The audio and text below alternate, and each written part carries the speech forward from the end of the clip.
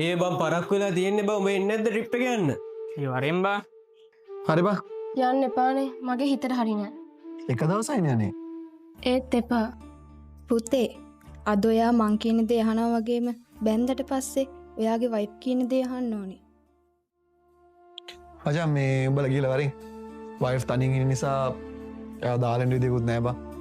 ඔව් උඹ කියන එකත් හරි. නංගි ප්‍රෙග්නන්ට් වෙලා ඉන්න වෙලේ තනි කරන්න එපා. අපි යන්න බං. ඔව් අපි යන්න එනවා. අපි හරි යන්න. සෙන්ද බා.